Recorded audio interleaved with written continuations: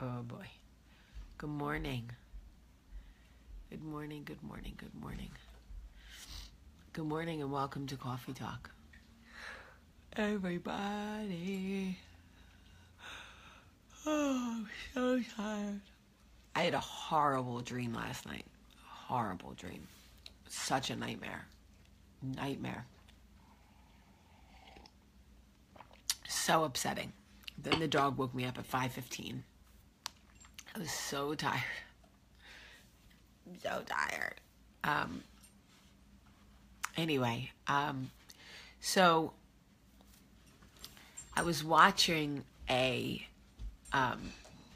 documentary last night on Whitney Houston, because I am doing some research on documentaries and I wanted to watch some really good ones. What are you doing, sir? And in the documentary, they were talking about how she fell in love with Bobby Brown. And they were talking about the fact that she had really low self-esteem, and that when Bobby told Whitney that he loved her, everybody told her, he's too young, he's not ready to be a husband, this is not the right move for you, blah, blah, blah, right? Sparrow, stop. Sit down. Sit. Whew. Good boy. Stay. We're learning.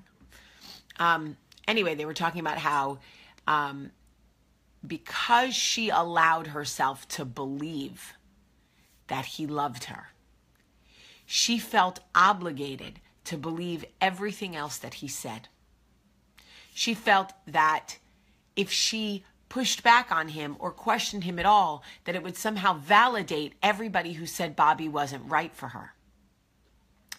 I know this feeling because when I was in my relationship before Michael, everybody told me he was wrong for me, even his own mother. Everybody warned me. Everybody told me it wouldn't work. He wasn't right for me. He would only hurt me. But I allowed myself to believe that he loved me. And I felt obligated and ashamed. I felt like I had to believe all of the other things he said too, because I was too ashamed to admit that if those things weren't true, then it wasn't true that he loved me. And I could not admit it. I could not admit that what I was in was not love. I had already gone too far with him. So when he told me that no one would ever love me, when he told me that I was too sexually aggressive, when he told me that my tenacity and my drive to be successful would turn off any man, I felt like I had to believe him, because I made such a big deal about believing that he loved me.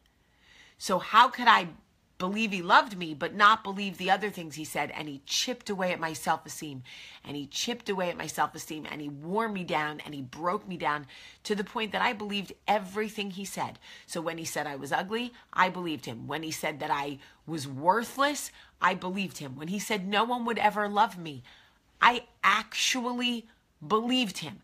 Like, I need you guys to understand what I am saying.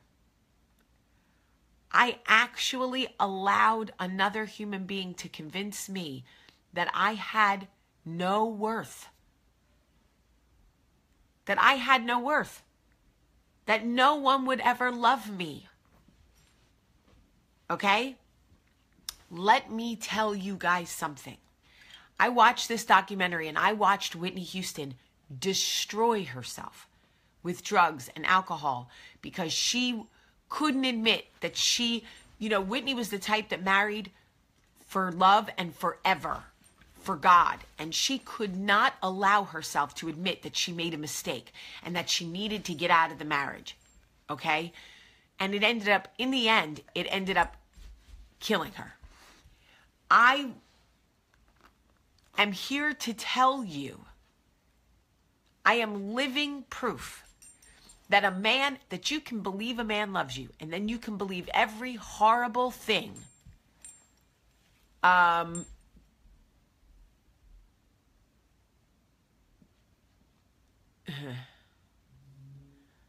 Oh my God, sometimes I see a comment and it stops me in my tracks and I want to fist fight somebody, and then I have to just keep going. Deep breath. Okay.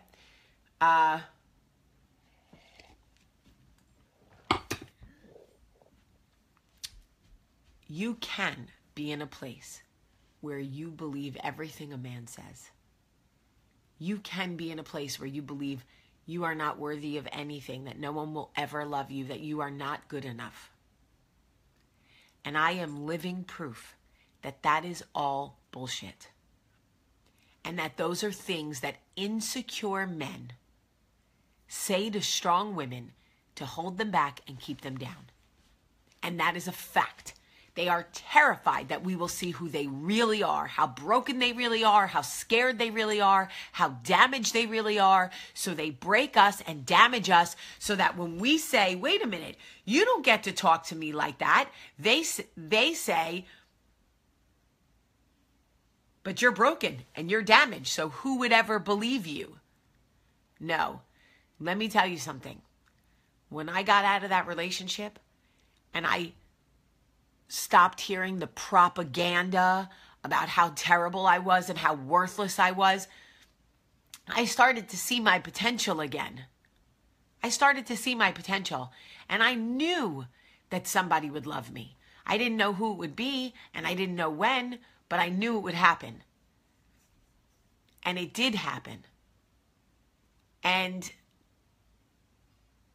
I laid in bed with Michael last night after the Whitney Houston documentary, and we always hold hands before we go to bed, and we were holding hands, and I just smiled and kissed his shoulder, and he just looked at me, and I did it because it was a reminder to me of how far I have come in my life and in love and in letting somebody love me and believing what I'm worth. And, Michael is far from perfect, but he does not try to destroy me. He does not try to emotionally control me. He does not try to keep me down. He always tries, and Trayvon, this is for you as well. Absolutely for broken men as well. Don't let the women do it to you either. You know your worth. You know your worth. Don't let anybody dull your light so theirs can shine brighter because it makes them feel better about themselves.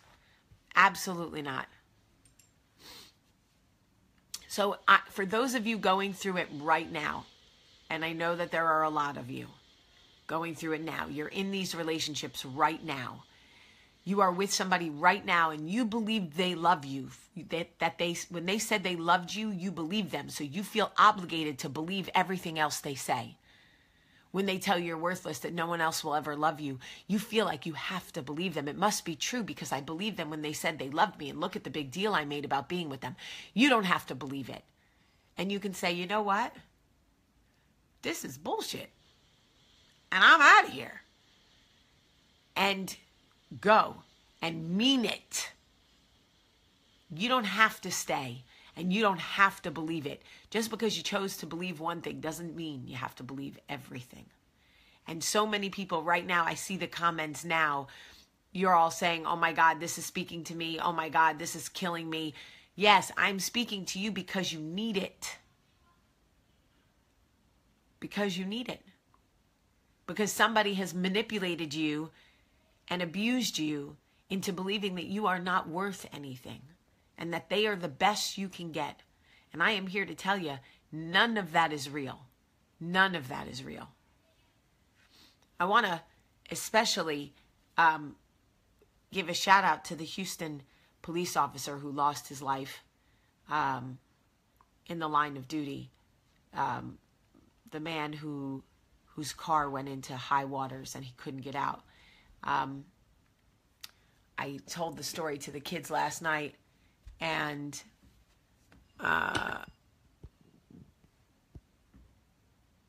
I'm going to, okay.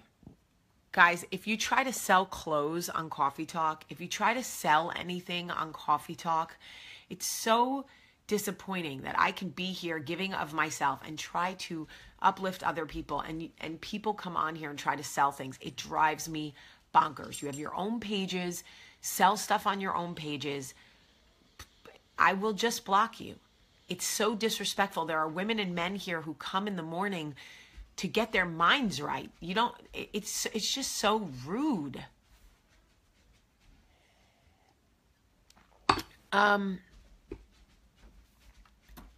Okay, please share this video with anybody that you think is stuck in a relationship. Anybody that you think, what's the matter? What's the matter? You okay? You okay? Please don't scare me. I had a traumatic experience. Melanie Turner, we are praying for you, and we are sending so much stuff for you. I don't know where you guys are, but my areas in Birmingham, we are collecting so much stuff. My church is collecting. Communities are collecting. There's so much stuff. I just saw a video of people, I'm going to post it, of boats, lines of boats coming into the Texas area to help people. There is so much help on the way. I know it feels like there isn't. My friends during Hurricane Sandy said the same thing. When is help coming? It is coming. It is on its way. People are praying for you. They love you. None of us have taken our eyes off Texas. There is so much stuff coming. We donated. I donated so much clothes and a gently used mattress, shoes. There's a lot of stuff coming. Hey, Nuggie. Okay. The Cajun Navy is coming. I know that's right. No, the gray brush, please. Thank you. Because I asked you to. Okay, I love you guys so much. Let me do Wounded Warrior. Hold on. What you doing, Nuggie? You brushing your hair? Joelle! I was missing ya. Lava. Vicky. It's not real, baby. It's not real. Y'all, I know when they say they love you and they come back, it sounds so convincing because that's what they do. It's their job. Have you ever seen like a carpenter or somebody really good at their job? This is what they do. They come back and promise you that it will be different.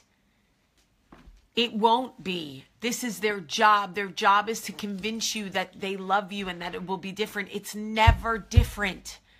Look at Whitney. It's never different. I went through it for 2 years. He pushed me away. He broke me down to the point that I finally was ready to crawl on my hands and knees. And then he would bring me back in with new words and new love and new promises. And it was never real. It was never real. It's not real. It's what they do. Don't listen to their words. Look at their actions. Look at their actions. Okay, I love you guys so much today. Have a great, great day.